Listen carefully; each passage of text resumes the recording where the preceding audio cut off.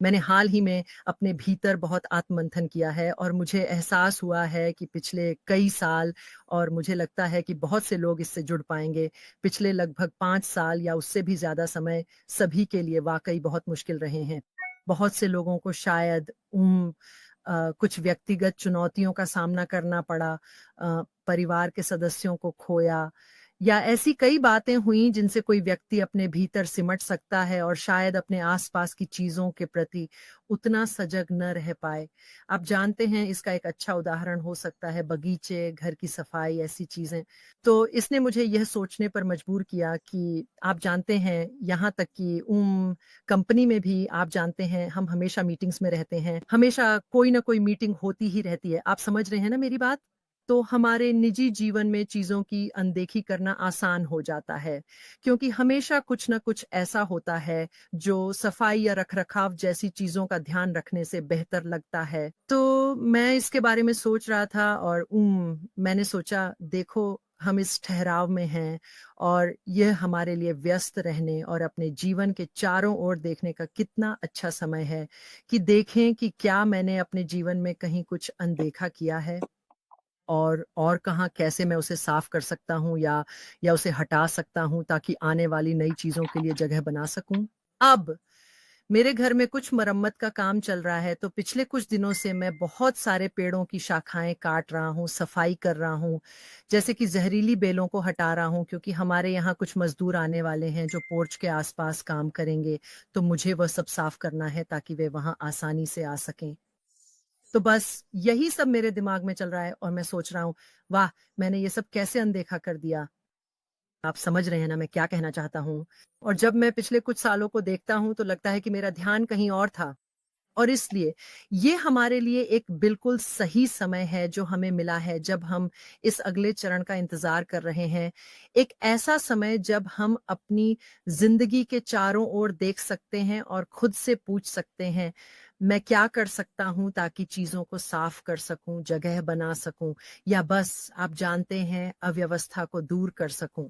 इतनी सारी चीज़ें हैं जो हम कर सकते हैं ताकि जब चीज़ें आगे बढ़ें तो हम साफ-सुथरे और तैयार हों, और हमारे रास्ते में न तो बीते हुए समय का कचरा हो, न ही उन चीज़ों का बोझ जो हमने अनदेखा कर दिया था। हम तुरंत पूरी ताकत से शुरुआत कर सकते हैं। तो यही बात है। उह!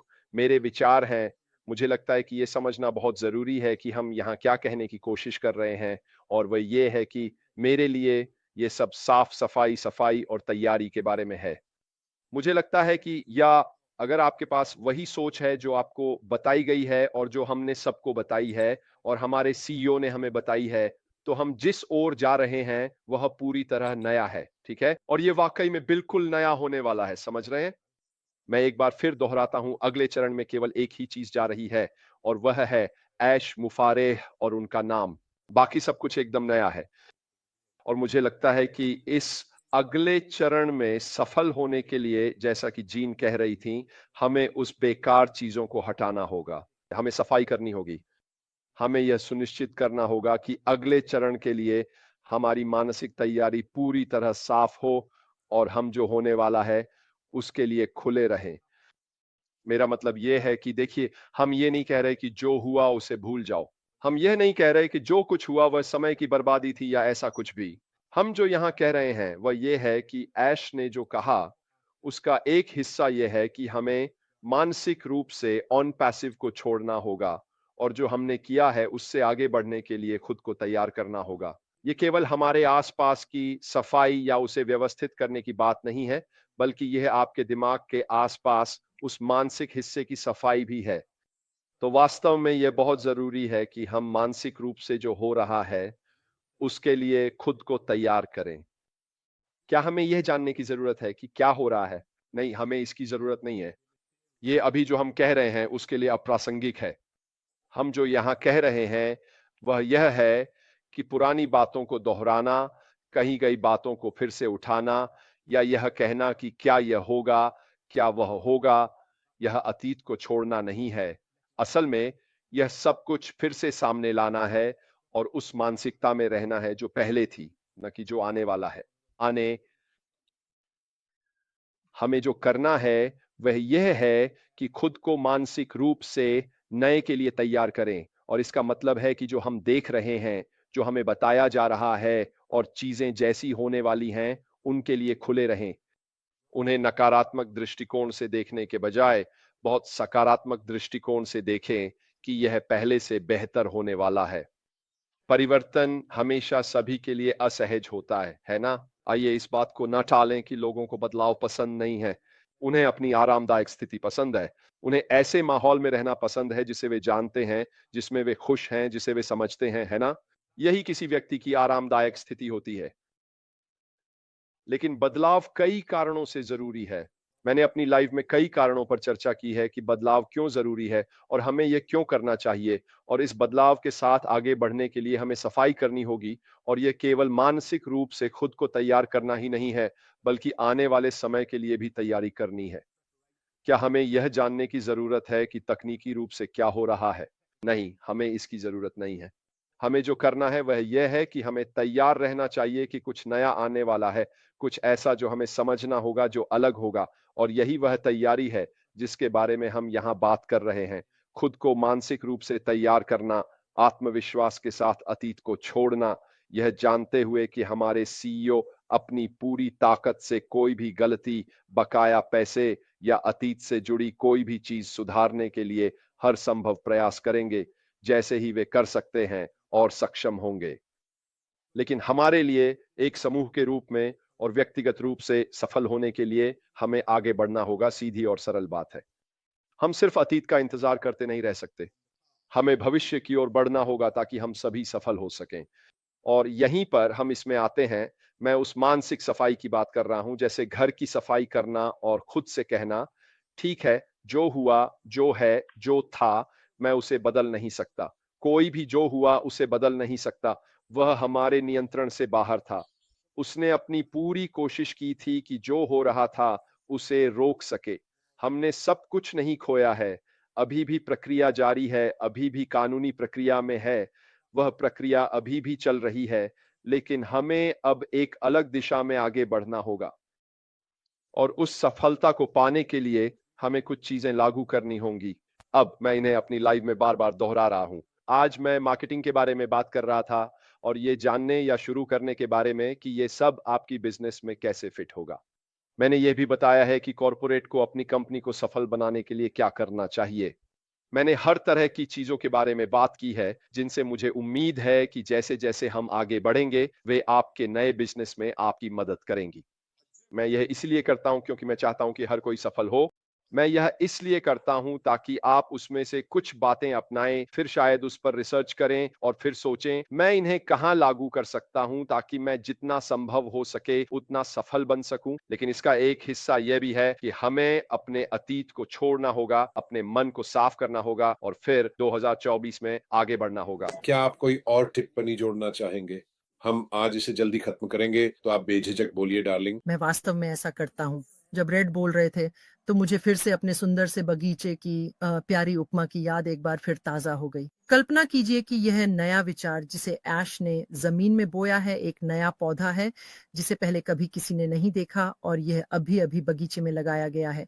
इसके चारों ओर हमारे ऑन पैसिव के बारे में अब तक के हर विचार की झाड़ियाँ फैली हुई हैं। ओह! कनेक्ट, हर चीज़ इसके चारों ओर है और ये झाड़ियाँ फैलती जा रही हैं, सूरज की रोशनी और बारिश को रोक रही हैं और हम ऐसा नहीं चाहते। हमें उन झाड़ियों को काट कर पीछे हटाना होगा, जगह साफ करनी होगी ताकि सूरज की रोशनी और बारिश पूरी तरह से इस नए पौधे पर आ सके, जिससे यह अच्छे से पनप सके। तो मेरे लिए उन सब झाड़ियों को काटना या घोल देना, या आप जो भी शब्द इस्तेमाल करना चाहें, मिटाना, छोड़ देना, यही मैं कहना चाहता हूँ। उन सभी पुराने विचारों और मानसिकताओं को छोड़ देना, यह सब अच्छा है। मुझे उम्मीद है कि लोग समझेंगे कि इसे छोड़ने से ही हम इस नए स्थान की ओर बढ़ सकते हैं। आप उस भारी ईंट को, जो पहले थी, पकड़े रहकर आगे नहीं बढ़ सकते। तो ये सब बहुत शानदार और अच्छा है, लेकिन आप उस पौधे की देखभाल करना चाहेंगे। आप उसकी देखभाल करना चाहेंगे। उस खूबसूरत, हमें तो ये भी नहीं पता कि वह किस तरह का फल देगा। मुझे ये बहुत-बहुत रोमांचक लगता है। लेकिन खैर तो हाँ, आइए हम सब अतीत को छोड़ें, आगे बढ़ें, अपने बगीचों की देखभाल करें, अपने जीवन और मन में मौजूद किसी भी तरह की ऊह आप जानते हैं अव्यवस्था और मलबे को छोड़ दें और मेरा लक्ष्य है कि आप में से जितने अधिक लोग हो सकें उन्हें उस शुरुआती बिंदु पर लाने की कोशिश करूं।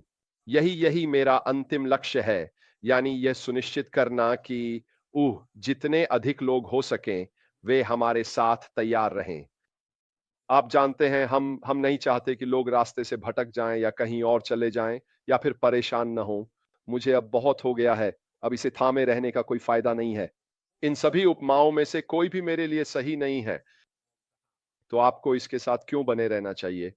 खैर, सबसे पहली और मुख्य वजह यह है कि हमारे सीईओ ने हार नहीं मानी है, तो फिर हमें क्यों हार माननी चाहिए? यही सबसे बड़ी वजह है कि मैं हार नहीं मानूंगा, क्योंकि उन्होंने हमें कभी निराश नहीं किया है। उन्होंने कभी साथ नहीं छोड़ा। उन्होंने हमारे व्यवसाय और हमारे लिए जो हासिल करने की कोशिश की है, उसमें कभी हार नहीं मानी, तो फिर हमें ऐसा क्यों करना चाहिए? दूसरी बात यह है कि मुझे लगता है कि हमें खुद के लिए इसे पूरा करना चाहिए। मुझे लगता है कि हमें यह उन लोगों के लिए भी करना चाहिए, आप जानते हैं, अपने लिए। और मुझे यकीन है कि बहुत से लोग ऐसे ही हालात में रहे हैं, जिन्हें उनके अपने करीबी लोगों ने कहा है, मैं सिर्फ इसलिए बता रहा हूं क्योंकि मुझे आपकी परवाह है। मैं आपको सिर्फ इसलिए बता रहा हूं क्योंकि मुझे लगा कि आपको पता होना चाहिए। आप जानते हैं, ये सारी बातें, ये शब्दावली मुझे यकीन है कि आप सभी ने सुनी होंगी कि आप इस व्यवसाय में क्यों हैं। वैसे मेरे पास और भी बहुत सारी बातें हैं और उससे भी बुरी, और मुझे यकीन है कि आप लोगों के पास भी होंगी। लेकिन जो लोग आपकी चिंता करते हैं, उन्हें इसकी जरूरत नहीं है। आपको खुद के लिए चिंता करनी चाहिए, और आपको जो करना है वह यह है कि आप लोगों को सच में यह साबित करें कि आपका वह फैसला जिसे आप पूरा करने के लिए दृढ़ थे, सही था। और आप यह तभी कर सकते हैं जब आप अपने रास्ते पर टिके रहें। अगर आप बीच में छोड़ देते हैं तो आप यह नहीं कर सकते। क्यों? क्योंकि कोई ना कोई कहेगा, अरे तुम तो कभी टिके ही नहीं, है ना? तुम जानते हो, तुमने कभी किया ही नहीं। तुम बीच में छोड़कर चले गए और हो सकता है बाद में वापस भी आ गए हो, लेकिन तुम कभी लगातार वहां नहीं रहे। और सिर ऊंचा रखकर लोगों से यह कहने का एकमात्र तरीका है, मैंने तुमसे कहा था, मुझे पता था कि यही होना चाहिए। मैंने बहुत पहले ही बता दिया था, लेकिन तुमने सुना नहीं। ऐसा करने का एकमात्र तरीका है अपने रास्ते पर टिके रहना। मेरी तरफ से बस इतना ही, एंडी। धन्यवाद रेड। हाँ, वो क्लासिक कथन है, आप किसकी सुनते हैं? आप किसकी सुनते हैं? आप उनकी सुनते हैं जो अपने क्षेत्र के विशेषज्ञ होते हैं, और यह व्यक्ति अपने क्षेत्र में विशेषज्ञ है। और हम में से कई लोगों की तरह हमने इस व्यक्ति को बोलते हुए सुना है। उनका उनका ट्रैक रिकॉर्ड इसके साथ चलता है, और मैं उनका अनुसरण करूंगा।